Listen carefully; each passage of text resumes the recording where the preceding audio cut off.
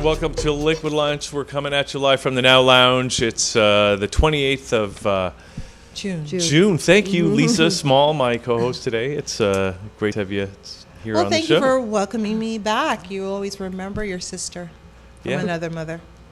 I always, I know it's tough to get down here from up in Brampton. You know, the flights, and there's a backlog with all the planes flying in from Brampton to downtown Toronto. It's just really hard to get a good flight out here nowadays. Well, listen, let's get busy with the show because first of all, before we get started, there's a lot going on today. We're also doing a simulcast from Vancouver at a website called 30tcs.com, and they're going to be following the show with some stuff out of Vancouver. We're talking about a lot of social issues. Yes. We're also having a lot of fun. Of course. Look where we are, the swag of Now Lounge. Yeah. But we got Valerie Shearman here. Val, it's great to have you back on the show. Thank you so much, Hugh. Always a pleasure. So, and we're doing the Superstars thing today, right? Yes, we are. So I'm passionate about this. I know you are. I really am. They're working on this for 6 months. And it's just getting out now. We're just breaking out Superstars. We're looking for the next superstar in Toronto. Yeah. So singing original music or playing original music, yes. Because we've already heard all those other songs way too many times, right? So, exactly. So tell us a little bit about the Superstars contest and who we've got coming on the show today. Okay. Today we have our first official contestant. Her name is Amanda Bell. Please, everybody, let's give her a warm round of applause. Woo! First official. And she is a singer-songwriter. She's written her own music with her producer. And she's just getting out in the music business. And why I've put together these shows, because I have done these several times before. And the main thing is to give these artists an avenue, because they don't know where to go to get their music heard by music professionals.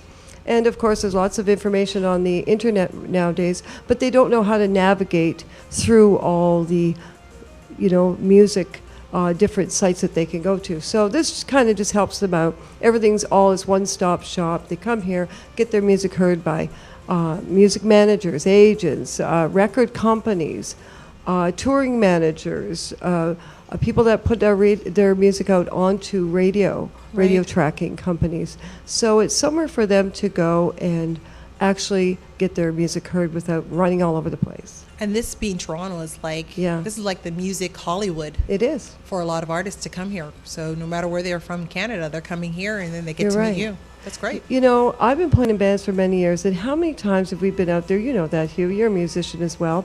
And of course I am. I know you are. That's why I'm doing all this. I know. Just to forward my rock star career. You're right. One day. He's growing the hair in the chest, actually. Well, I'm a firm believer of paying it forward. So when you're out there, and I've been in the music business for a long time. I've worked in radio, record companies. I've been out there doing publishing, writing and collaborating with other people, joining all the associations that are out there. And that's why I just feel passionate, because so many good artists and so many good songs, and they don't get a chance to let them be heard. So that's why I kind of give them a little river to follow. Awesome. So we're going to hear our first contestant in just a couple of minutes here. Absolutely.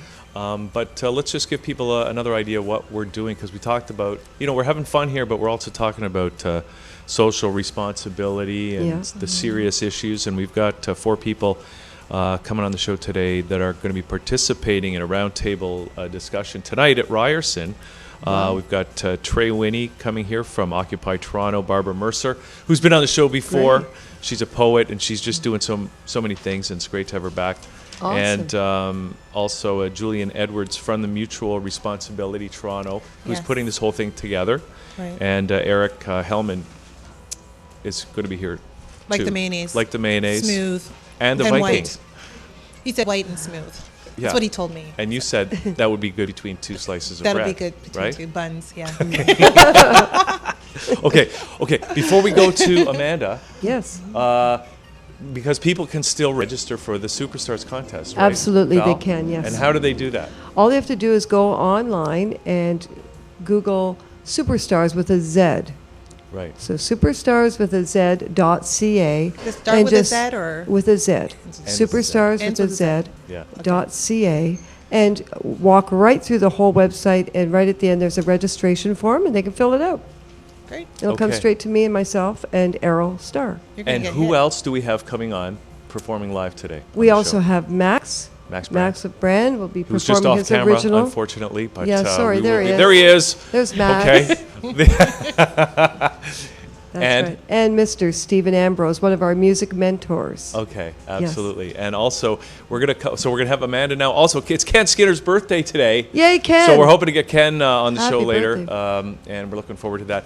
So we're gonna have Amanda now, and then we're gonna come back with Coko Galore.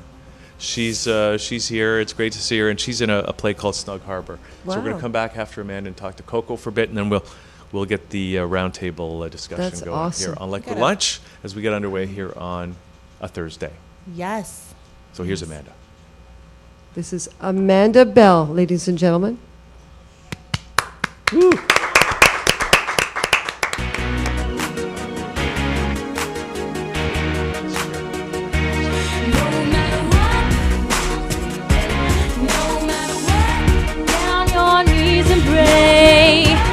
I'm not here to stay, no matter what I do, no matter what, it's gonna be this way. I ain't got nothing to say. I don't wanna play, no matter what I do. Try to tell me I've changed lately. I can hear them talking. They tell me that I'm crazy, baby, it don't hurt me. What's there to worry? No need to hurry. I've got the whole night. Won't you spend it with me? Spare you from my memory. Let me go, let me breathe. And no matter what, you'll see better days. Get on your knees and pray. I'm not here to stay, no matter what I do, no matter what, it's gonna be this way. I ain't got nothing to say. I don't wanna play, no matter what I do. What you gotta say that for? You know I'm not like her, baby, I'm much better. Trade her in for me, yeah, leave her and you'll see that I'm not your typical artificial pitiful girl. I am who I am, maybe you'll believe me, baby, won't you let you go, let me breathe, gotta get away. You'll see better days, get on your knees and pray. I'm not here to stay, no matter what I do, no matter what, it's gonna be this way. I ain't got nothing to say. I don't wanna play, no matter what I do. Na na na na na na na na na na. No matter what I do. Na na na na na na na na na na. No matter what I do. Yeah, yeah. No matter what I do, you'll see better days. Get on your knees and pray. I'm not here to stay, no matter what I do, no matter what, it's gonna be this way. I ain't got nothing to say. I don't wanna play, no matter what I do. Na na na na na na na na na na. No matter what I do. Na na na na na na na na na na. No matter what I do. Na na na na na.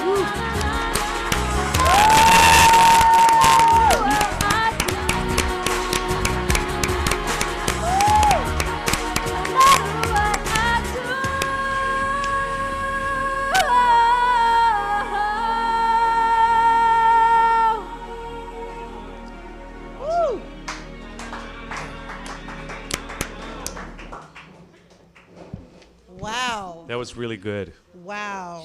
Are you going to do another one for us, Amanda? I am. I'm going to do one more. Okay, Wow. awesome, because that's really sweet sounding.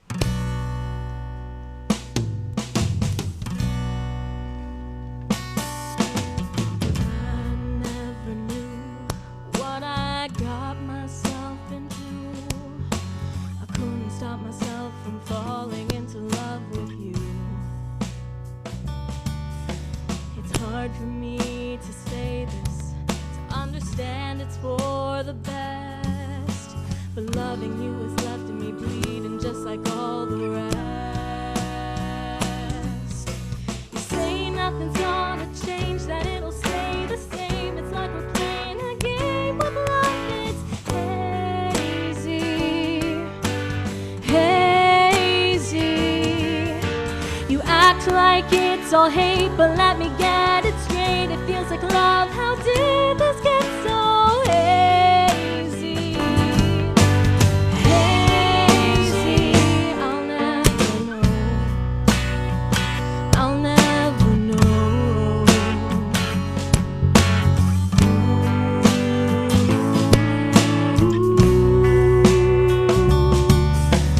Don't try to tell me everything will be alright.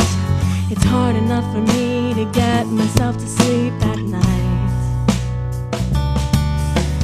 Take a single moment to realize I'm still alive, and I'll live my life believing it was all a lie. You say nothing's gonna change, that it'll stay the same. It's like we're playing a game of love. It's hazy, hazy.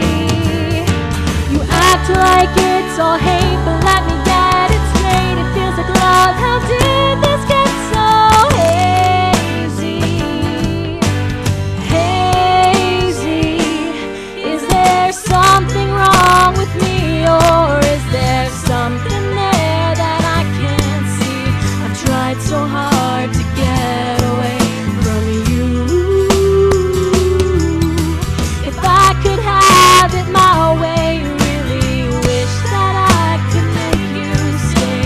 I've gotta face the truth. It's something I could never do.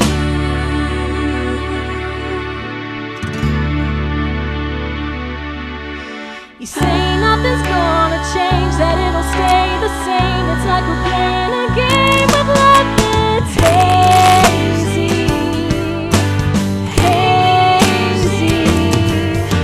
You act like it's all hate, but let me get it straight. It feels like love. How did this get so hazy? Hazy.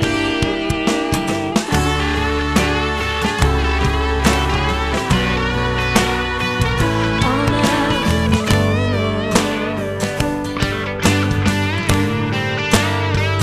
Yeah, what you doing to me? Or what you doing to me? Or what you doing to me? Yeah, it's hazy. I'll never know. I'll never know. It's hazy.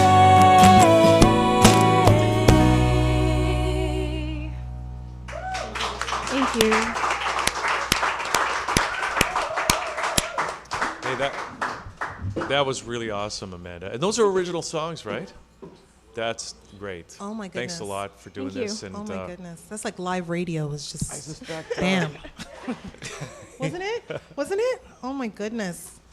Wow. all right, We only needed one good reason to come today. Amanda Bell. Yeah, yeah, absolutely. A live audience Amanda here Bell, on Liquid thanks. Lunch. Amanda. Thanks for doing this. Thank you.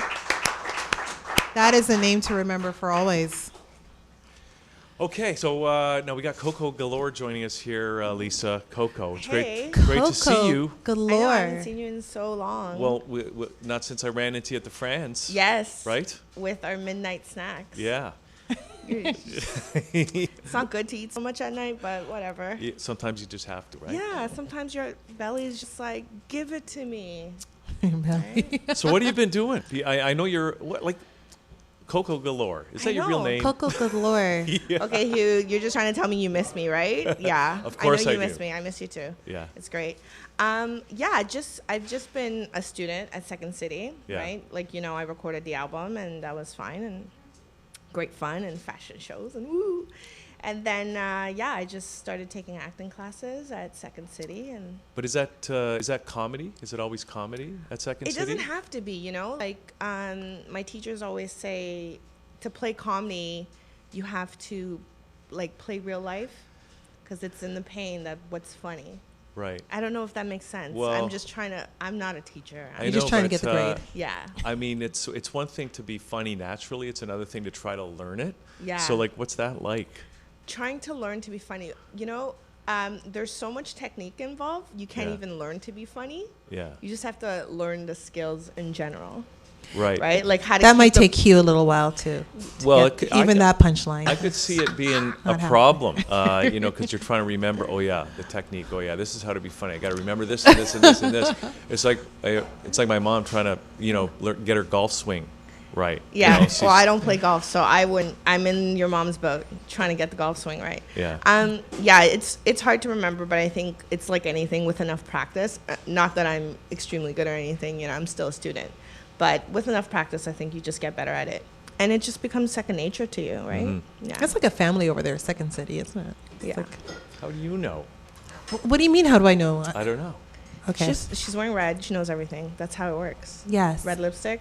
Right. Knows He everything. doesn't. No. Right? It wouldn't look good on him. Yeah. So it's more than just comedy. Although it's a technique of learning comedy. It's good for all different kinds of acting and yeah, performing. it's improv. It's good for life. I mean, you're learning to be in the moment. Isn't that awesome? It's good for a relationship, right? Yeah, it's good. When you need to be funny at the moment, things are not working. Like the two of you come together, and then you're all excited, and then he's all excited, and then he's not excited anymore. Then that's a good time to go into a comedy skit. Yes. Right. Yes, and You know a lot about this stuff, Lisa. Yeah, and it's good. It teaches you to be positive. You know, to just kind of stay in the moment, listen to people, observe. You should register, Yeah. Hugh. Listen. Yeah, come on, and then we can hang out more than just at friends. And you'll at be Okay. night, Coko right? more galore. Yeah. Well, I thought about it before, about registering for that Do Second City. it. Yeah, Do my it. sister did it. Yeah. Yeah. Did Okay. she love it? I can't remember. Okay, all right. But anyways. Yeah. So I'm also working on new music, so that's cool. Well, it's we should. I'm looking forward to hearing some of that. Yes, you know I will send Unfortunately, it we to don't have you. any of your music here right now to No, listen to. that's But fine. I was going through the emails and I saw mean, that. I might feel a little betrayed, but that's okay. Okay. For those who don't know you, Coko, what is your genre? What kind of music do you perform? My last album was more electronica funk. So we're moving in a different direction, more piano, jazzy pieces. So right now I'm kind of exploring more electronic, like French electronic music. Electronic music. Like what? Yeah. Like Daft Punk type stuff? No. More like Caravan Palace, Gotten Project, stuff like that. Like with a hint of Latin influence. It's pretty cool. Well, are you going to do that live? Are you going to do any live performances? I'm hoping to once I finish working on the songs. Yeah. Okay. Yeah. Well, maybe we can get in here to the Come Now back. Lounge We can and maybe hook even that do up. Liquid Lunch. Yeah. That'd be fun. I'm always down for having liquid lunch. Okay. So One day we'll actually have lunch. Yeah. Yeah. One Nope. day maybe there will be a lunch on this table. so We're getting Coko- close. We're in a bar. I know. It is closer. I can now reach for We can have a stuff. liquid one Which of is those. cool. We're getting closer. Oh, there's some liquid right there. But There's some I'm liquid. not sure it's edible There or you go. drinkable. Okay. So, Coko, what's a Snug Harbor play Snug that Harbor. you're in? Okay, so Snug Harbor is a one-woman show in which I am not that one woman. It's Tracy Erin Smith. She did Burning Bush. She also got to perform that on Broadway, which is awesome. It's basically a one-woman show about her father's suicide 2 years ago. So it's set up in a group session and kind of like a therapy group session. It's really cool. I'm a stage manager, and I'm one of the two stage managers, along with Laura Johnson, and we get to introduce the piece. So that's our little bit of a part, because it's a one-woman show. So, I mean, I'm the giraffe in the back or something. No. Right. I feel like the 2-year-old who's telling their mom, I'm in the play, I'm the flower in the background. I'm the other woman in the one-woman play. Yes. So Right. how does your position make this play all that more better?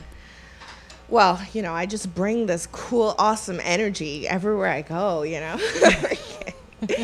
No, I mean, the play's already written, so I don't contribute in any type in that way. I'm more like I'm hyper organized with my OCD. Yeah. That's how I contribute. And so, where's the play going to be performed? It's going to be at the center, the training center for psychotherapy at DuPont and Spadina. Our previews start July 3rd, 7:30. It's $5. Come down.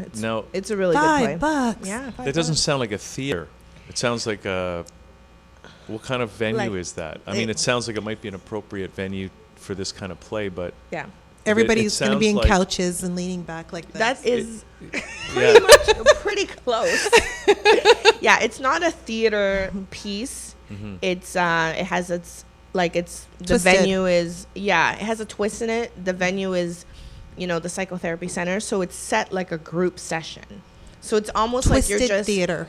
as if you're there for a session and you're watching a participant tell her story. Are you sitting around in a circle Yes. as an audience member with the Reality protagonist cameras on. in Yes. it? Really? Isn't that some kind of awesome? Well, So do you you're get to part of participate? you're part of Do it. you Is that it? participate in that discussion? I'm You're part of the play. Is that I'm how it's going? no, or it's no? it's No, not her- you Not personally. you, I mean, but the like audience the does. audience plays a role in the whole play. Well, they are listening, and then there's a Q&A after, so people can share their stories.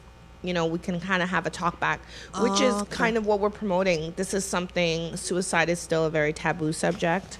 So We it wanna opens kind of- the door. So That's the right. the beginning of the play kind of opens the door for a discussion, a dialogue that That's happens right. after. Yeah. So you're not just coming to see and hear information; you're participating in the information. Yes, it's an interactive. like a meeting of the minds yeah, kind of. that's So right. it sounds like it's Okay. not really entertainment per se. It's mean, not what's the- entertainment. Well, of it's- course, Well, it's art. entertainment. You're That's part. what it is. It's art. Well, it sounds like it might be more than art. That's It too might deep be- for you, though. Is You may it? not be able to handle Well, it. You it's might have not, to. It's not just for the fun of it. It sounds like it's a It's meaningful not just for the fun of it. experience that. But there's a lot of things that's not just for the fun of it. I mean, we can't all. No, It's I'm about not- suicide. I'm not- Hello. No, I I don't know, think no, it's going to no. be I know, fun. I'm just saying. It's I'm about just saying, suicide. like, I think with art, and you know this, I've always talked about this. There's a fantasy element, and we all love it. Britney Spears, that's cool. But there's an element that has to be realistic, that comes from the soul. I mean, that's what the depth of art really can be, right? Mm-hmm. Yeah, we Expression. can't just all just be choreographed dance moves and stuff. There's got to be I some mean, look creative at Sarah expression. McLachlan, like so deep. Yeah. So where are you at in terms of getting the play ready? When's We're- the first performance? Tuesday. Tuesday. Yeah. So are you guys ready? We are almost ready. Yeah. So we're deep in rehearsal right now. So you That's will be what it ready is. for Tuesday. We will be ready. Okay. We How will do be people ready. get tickets? Do they just at the door? It's part of the Fringe Festival, so you can buy events tickets or you can Okay. buy at the door. But it's because of the venue, there are only 60 seats. So we encourage people Ooh, to buy advance Limited. tickets. How many Yeah. times does it play?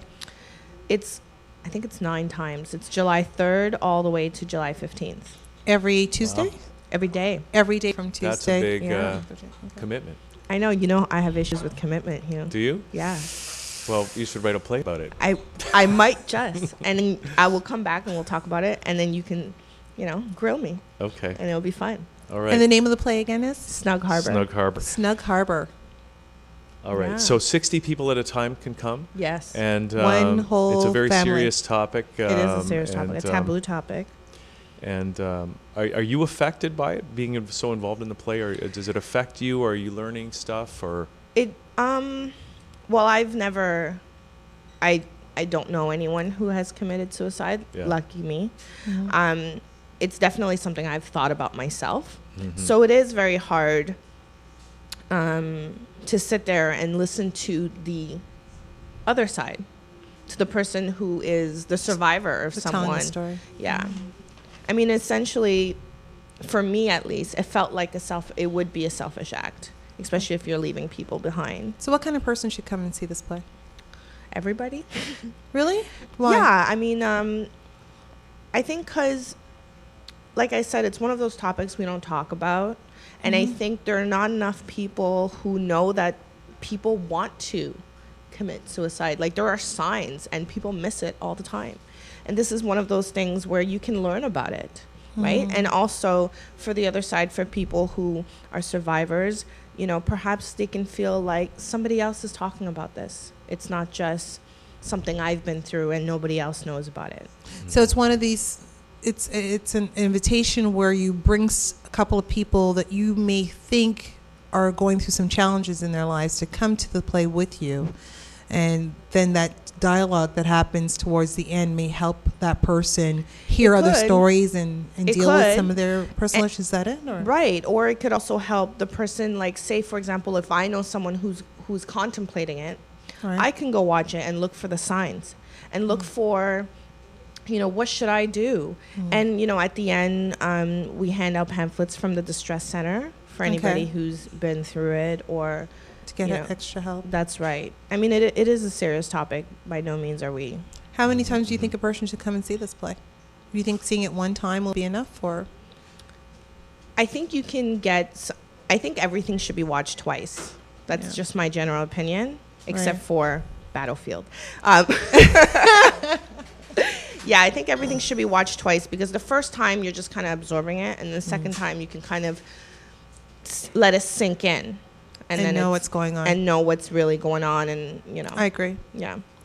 All right, so people should, where can people go to get tickets online? Fringe Festival. Fringe Festival, Yeah. just Fringe Google Festival. that. Yeah. And again, when's the first and performance? solo.com. Pardon? When's the first performance? The previews are on July 3rd. July 3rd, and Yeah. it runs for a couple of weeks during the Fringe Festival? Runs for a couple of weeks, right? Yeah, 2 weeks. Okay, all right. Great. Exciting stuff. And do you have a website for the play or for? Solo.com. Solo? Yeah. Soul, SOULO.com. Okay. All right. Okay. Yeah, all the Coko. information's there. Thank you, Coko. All right, Coko. Thanks for coming out. And I know that she couldn't be here. Sorry. Right. She has rehearsal for another show she's directing. Yeah. Yeah. So, but anyway, thanks for coming out and doing this. And Yeah. got to come back when your record is out. We want to hear that. Yeah, and then we'll meet at France in a year or so. By Yeah. pure chance. Yes, by pure chance. Okay. It's not a date, it's by pure chance. Okay. Thanks, Coko. Thanks for doing this. Okay, awesome. Yes. So Okay, so we're going to take a little break now. Steve Ambrose is going to perform, and we're going to come back with the Who do we got? with Julian. And? Edwards and Trey Winney from Trey's from the Occupy Toronto. Julian's from the Mutual Responsibility Toronto. we're going to get deep. Doing a thing tonight, and we got kind of deep with Coko here, and we're going to carry on. Yes. Do some more deep right after Some more Steve digging. here on Great. Liquid Lunch. We'll be right back. It's great to be here at the Now My Lounge. music. Yeah, it's the kickoff of Superstars on the Liquid Lunch Show, and really, really honored to be here. Play a few songs for you. I'm not a contestant, sorry, but just here. But you're still awesome. Oh, thanks. You're awesome. Okay, let her rip.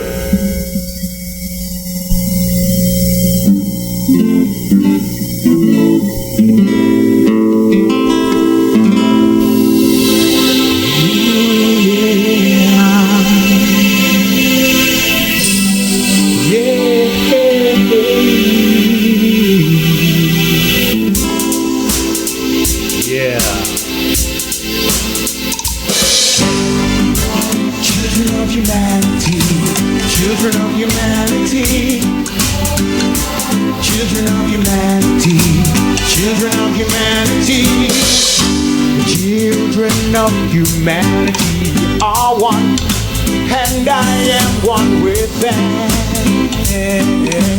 Yeah. Children of humanity are one, and I am one with them. Yeah. I seek to love, not hate. I seek to serve and not exact due service. I seek to heal, not hurt. I seek to love, not hate. I seek to serve and not exact due service. I seek to heal, not hurt. Children of humanity are one, and I am one with them. Oh yeah. Children of humanity are one,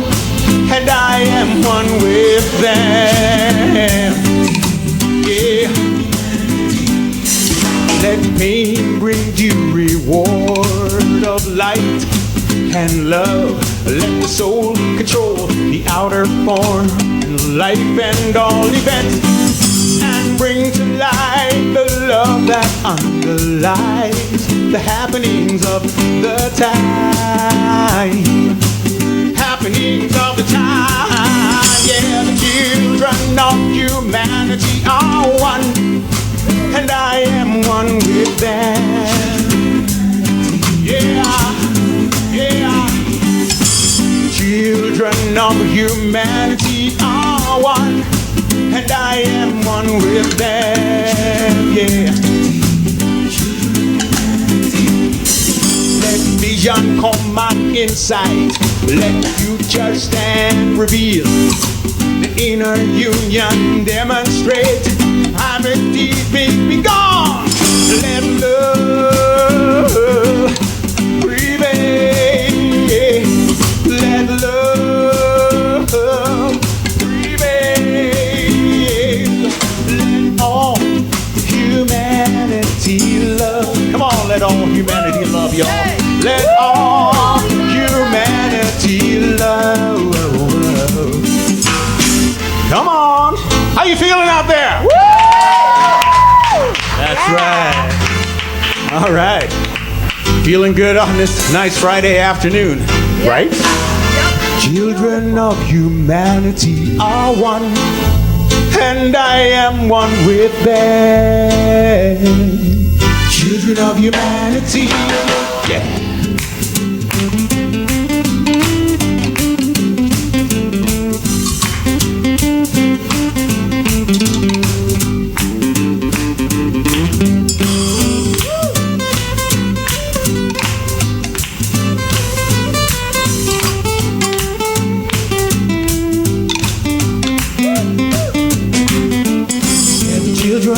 All humanity are one.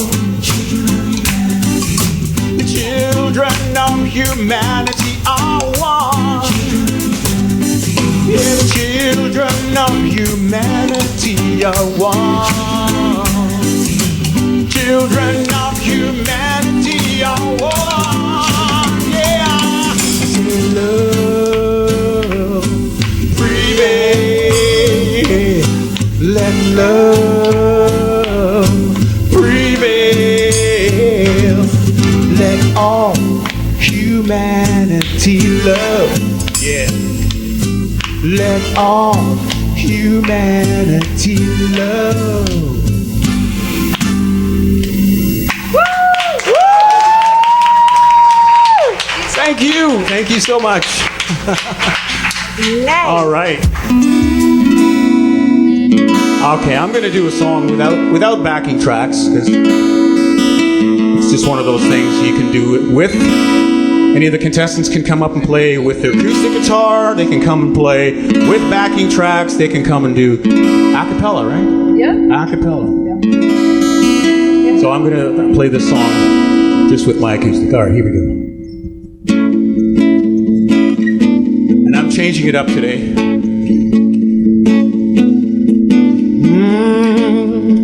Yeah. This is called Face Your Destiny. Woo! This is the day, turning point, I'd say. No, not the end. Certainly a new beginning, my friend. The light of love flows in you. There's nothing that you can do when you face your destiny. Trust the source and you will see now. Raise your destiny, become the one you know you could be.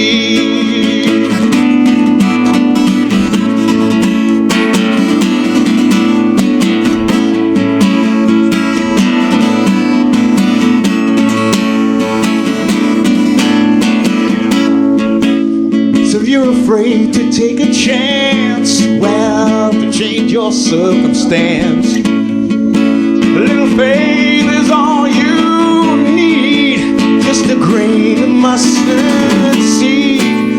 Let go,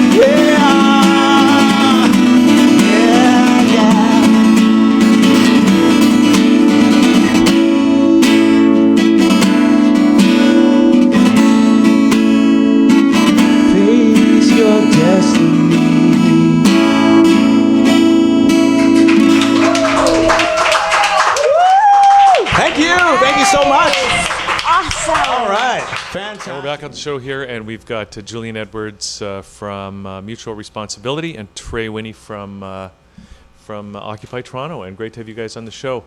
And okay, now Julian, you're from Mutual Responsibility. You guys are putting on the round table tonight at Ryerson. Do you want to just tell us a little bit about it? Yeah, basically we're a grassroots movement. We're very concerned about the world crisis. It's a systemic crisis, and we think that it's affecting our lives in all its areas. And we feel that the only way that we can really address these problems is as equals around the table to talk. We're adults. We want to get together, and we want to bring up these issues and see exactly what we're going to do about them. Yeah, well, it seems like, I mean, this is something that I've been personally concerned about since I was about 6 years old, and tried to live my life in a way that tries to even begin to think about how to address these issues. And it's a very huge topic. It's a daunting prospect even to think about, right? And so, first of all, I think we need to applaud you for even making the attempt. But still, do you feel ever, you must get frustrated because even though you're sitting around the table and talking about the issues, how do you take it to the action level? Or, maybe you want to just comment about that. Well, basically, you started early, Hugh, at 6 years old.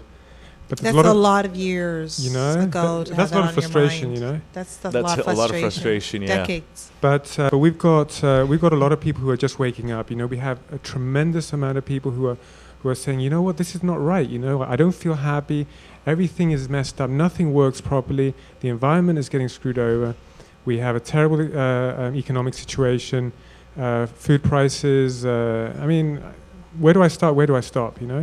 So basically, it's I don't feel alone in this. In fact, I feel that the tide is moving in our direction, and slowly, like these messages and this movement is getting some type of media attention, and it's moving into the mainstream. And a lot of people who you wouldn't expect to be interested in the subject, they are understanding the message that we need a change. And mutual responsibility just says basically that no one's going to make a change for us. It's not going to come from up down. It's going to come from us, starting to be more responsible towards each other, and that's and we have to get it started. Someone has to do it, right? We can't all sit around and say, hey, you know what, you start. It's interesting though because it seems to me that the power of money in the world is so strong. And the way the economy is going with the 99% who are feeling that we don't have the money, we're 99% of the people, but we don't have the resources to even make a change. And when you operate long enough with no money, you run out of gas. And Trey, you're with the Occupy movement, and you guys talk about these kind of issues all the time. Do you want to maybe comment about that? There's an interesting perspective to take when you're looking at money. Yes, there's been an absolute great gap, a huge wealth gap that's come down. We've seen, 1% of the population hoarding 40% of the wealth. There's actually a larger gap here in Canada than it was in the United States, and they're still growing at an exponential rate. But one of the things that you have to look at is what our currency is based on. We've walked away from a gold-backed standard, which also, to get gold, requires fracking and environmental destruction. We're now on a fiat standard, which means that all of the money that we have is just theoretical. It's not backed by anything. It's a card game that people are playing, and a lot of people are playing these games. If you look at where all the energy and the time has gone into making this money, we look at the large towers that are sitting down on Bay Street. And there's a bunch of people there not actually contributing to society, not actually contributing to feeding hungry mouths. A lot of people who aren't working towards sheltering the homeless people, right? So yeah, there's a wealth gap, but we have to understand that there's also things that we can do outside of money, that we can volunteer our time, that we can put our energy in towards positive things that are in our society right now without money. And focusing too much on money, I think, is a grave mistake that we could just say, hey, maybe, focusing more on how our money is working, how we're spending our time is maybe a little bit of a better thing, how we're spending our energy. Yeah, I find that, we were talking a little bit earlier about this issue, and we're hitting some stones. We're hitting some problematic areas on trying to get a globalized consciousness into this whole change belief system. How do you do that? We can. I was talking about us pointing fingers and saying, "You got to," "He's got to," "They got to," "They got." How do you do this? What is your activism? What are you doing right this moment to make those changes occur? The first thing is to educate yourself. And again, that goes back to how are you spending your time? Are you spending that time acquiring capital, or are you spending that time acquiring knowledge? Because knowledge is power, right? When you really grasp that concept, the entire world turns on its head, right? So understand where the power dynamics are in our society.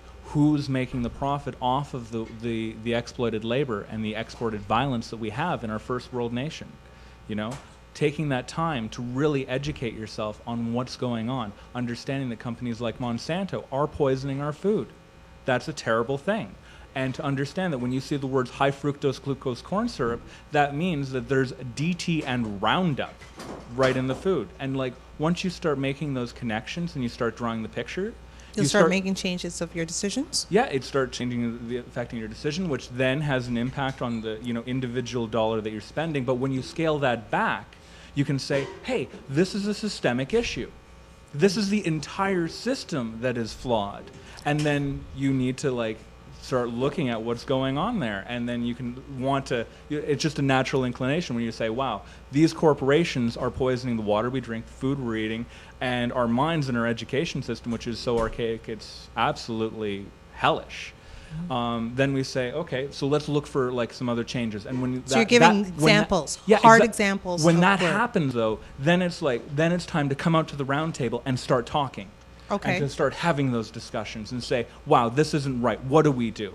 We're not the people who have the exact answer. We're the ones who are able to say, let's come together and let's talk about this.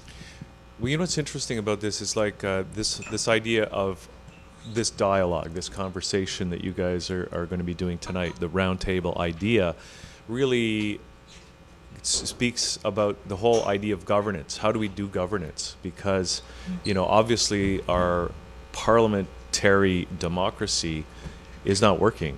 And sometimes it just seems there's so many issues. There are so many factors involved. There are so many different opinions that people have. How do we even have a governance process that is able to kind of even deal with it in any kind of a logical, workable way?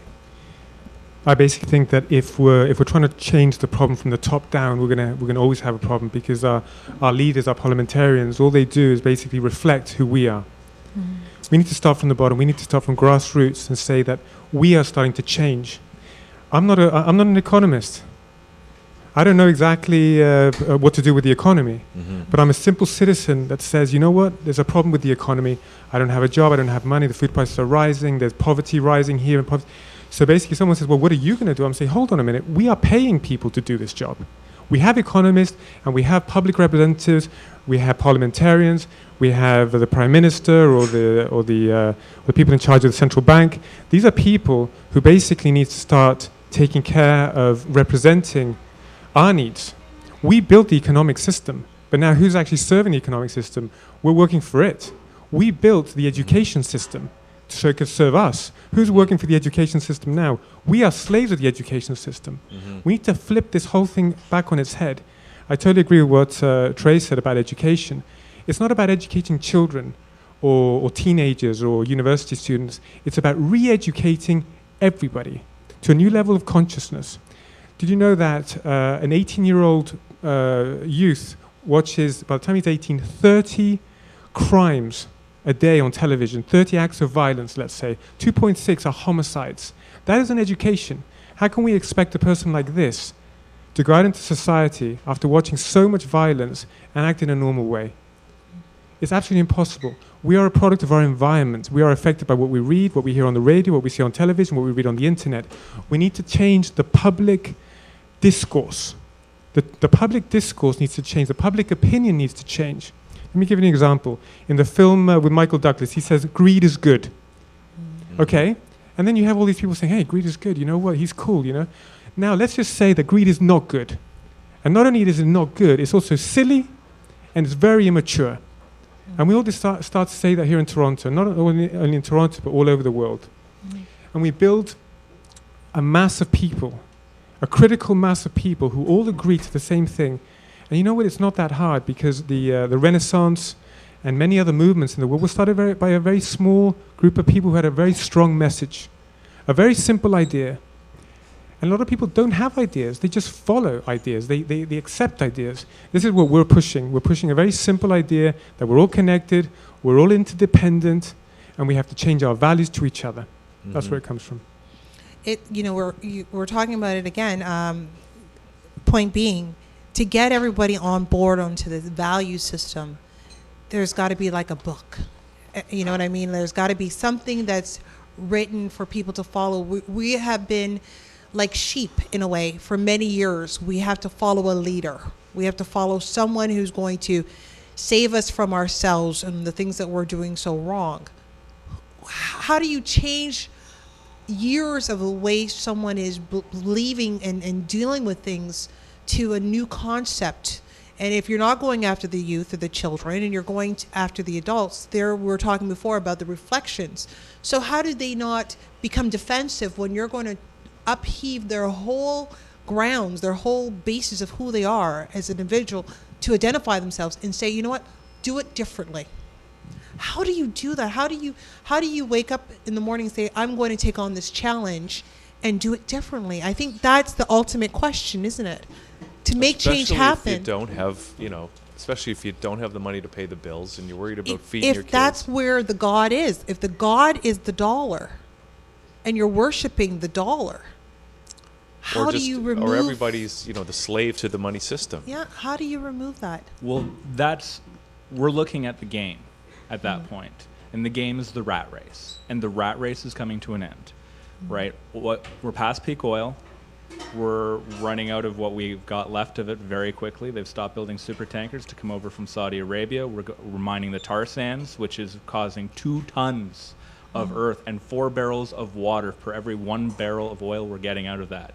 And they're trying to ship it every which way they can out of the tar sands. And their long-term plan, by the way, folks, all of northern Canada. They just go Google some pictures of what tar sands look like, and that's going to be what the pristine lands of the indigenous people of North America, Turtle Island, are going to look like. So that entire thing is if you are not in that 1% game, in the 1% where you've got all those privileges and all that money, then no, this entire thing is coming down. So you have to stop and take a look at how you're doing your life right now. And that, for those of us who do have that privilege, to say, okay, we're going to do this a different way. We're going to set a different example. The first thing is community. Build community, right? Reach out to your neighbors. Have potlucks. It's something so simple that everyone can do that once a week. Just reaching out and not being afraid to say hi to a stranger on the street. That's the first step. But then when you get into more of the financial issues, you look at, again, how are we spending our dollars? How are we paying rent? How are we working? And then that's a much larger issue that I'm sure Julian would love to speak to right now.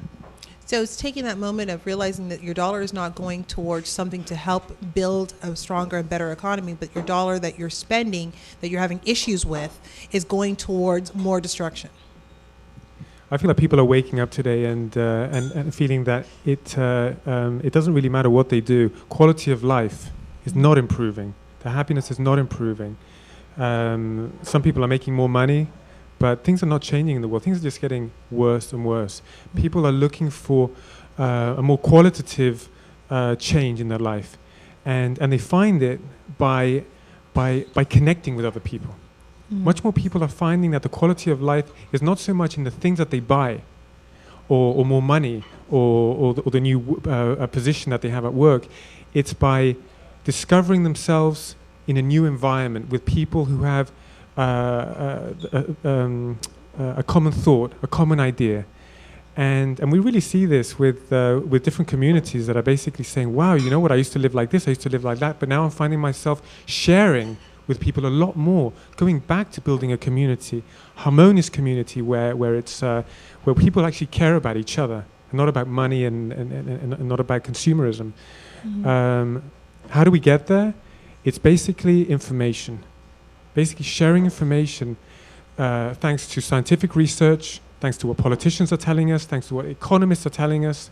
These are facts. We are all interconnected and all interdependent. We are a super organism.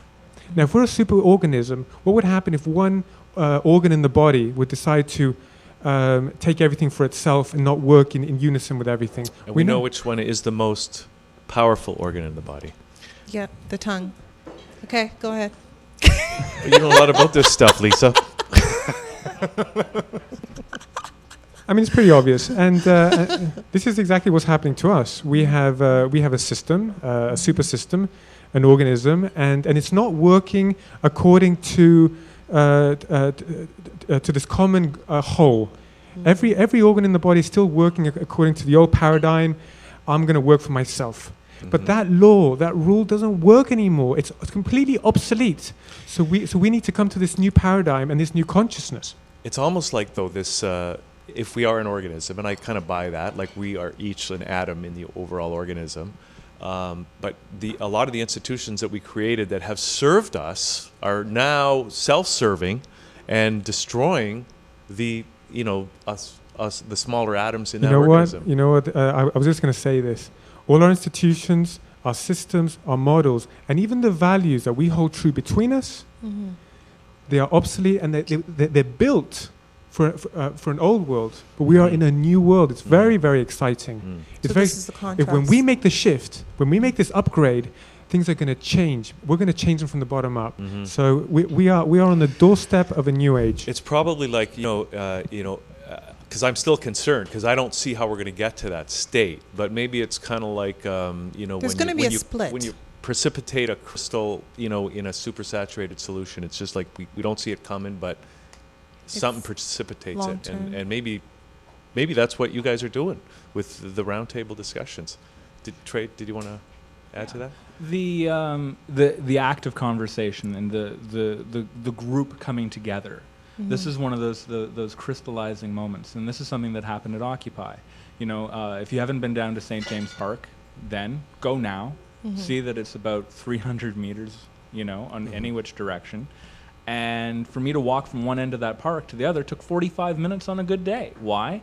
I stopped and had conversations with one person, and then another person would come in, and another. And the next thing you know, there'd be this giant conversation with 25 people all vibing on the same, like, hey, things aren't right. How do we change things? And no one having the answer particularly, but it's all building on each other's ideas and going forward and just saying, hey, you have a great idea. I'm going to absorb that into my idea, and we're going to work together as a group and not take ownership and not take ego. But, okay, so you were heavily involved in the Occupy at St. James Park. But don't you find it, because sometimes people just don't get along and they find it difficult. There's competing ideas and it's difficult for people to work together, especially in Toronto for some reason. But no, this is all just going back to the thing of ego. So, there's going to be like alternate things and, folks having different ideas from one way to another way. But ultimately, when we lose our egos and accept that we are all coming from the same species, we're all coming from the same place, and we're all wanting the same things of happiness, of wanting to be able to feed our families, to be warm at night, to be loved, not to feel secure and, not have to worry about, are we going to survive another day because, we're going to go hungry or not have clean drinking water.